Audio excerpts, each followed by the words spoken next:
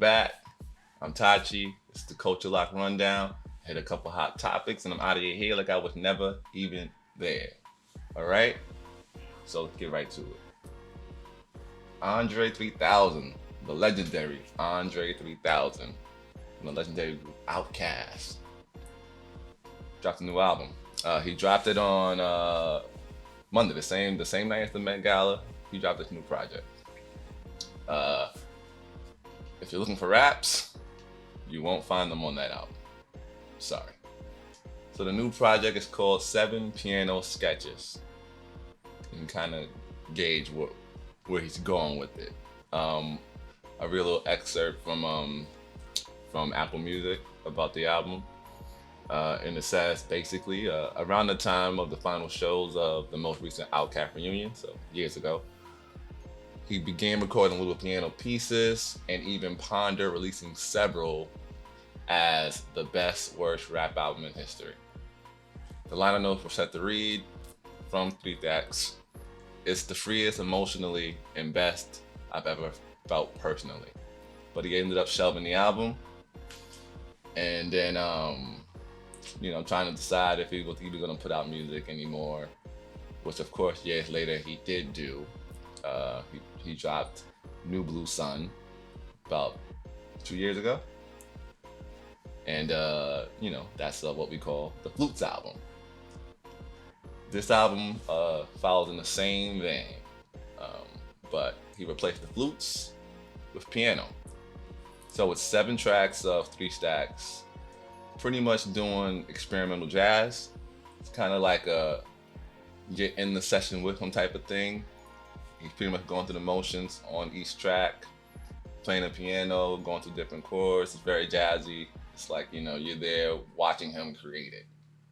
If you close your eyes, he's just going through it, playing the piano. And so if you're into jazz, this is for you, It's a very much jazz trio type of album. There's a little bit of drums on there. There's a little bit of, every track starts with him speaking or somebody speaking the title track. And then it just goes in with the piano. If you're not into jazz, this ain't for you. I'm sorry. Just skip it. But I don't know. I think with three stacks, he's on a reinventing himself kind of journey right now, where he's kind of just gonna do the thing that he's always wanted to do and how he feels the art. He's just putting it out as he goes. So who knows? He may rap again if he feels that way. If the feeling hits him, he may do it. If it doesn't, then he won't. That just seems to be where he is right now. But that's that. 7 Piano Sketches. It's a new album. It explains the outfit he had on at the Met Gala with the piano on his back, because that's the album cover. So pretty creative, pretty clever. But 3 Stacks, more power to you. If you like it, I love it. You've earned the right to do whatever you want to do artistically. You don't gotta earn that right. You do whatever you want artistically. It don't matter. Do you? But we're moving on.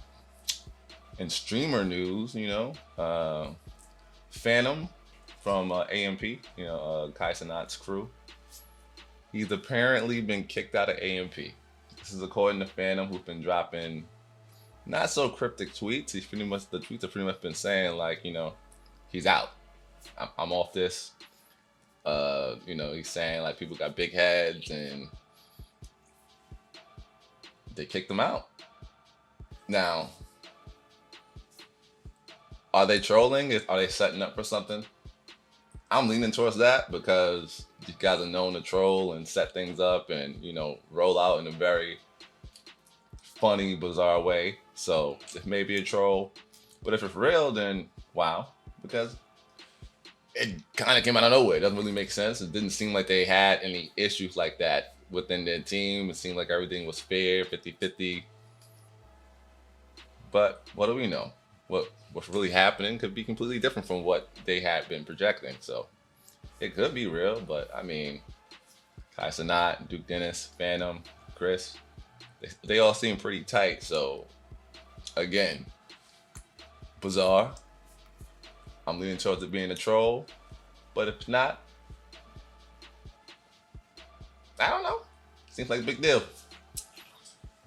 But I'm moving on. Diddy, let's get some Diddy news out here. Let's update on the trial. So the jury selection is still going on. They got about a little over a dozen people that they've kept so far at this point in time. So remember, the trial started on May 5th. It started with the jury selection. That's still going on now. It's probably going to go on for the entire week until they whittle it down to this is the jury. But through the process thus far, the news from the courthouse has been that Diddy has been very involved in the process. Like, his energy's up. He's been passing notes back and forth with the legal team. He's been on the tablet that they provide them to vet every juror. He's been reading through them. As he sees them on the stand, he's been reading through them, reading their profiles, seeing what's going on. When they're getting vetted by the judge, he's actively listening. He's engaged. He's watching. So his spirits are up. He's locked in. Is what it looks like, and he wants to make sure that every step of the way, he's not slacking. He's not sitting there slouched over or just standing around. He's engaging. It's interesting. Well, I guess it's not interesting. It just shows like he's serious about this and he's fighting for his life. So that makes sense. So in the jury process so far, so those that have been getting selected or that they've been holding on to, they've been told by the judge that they gotta be prepared to have at least 8 weeks clear and free. So now we know at bare minimum this trial is gonna be 2 months long. Probably longer, but we know for sure now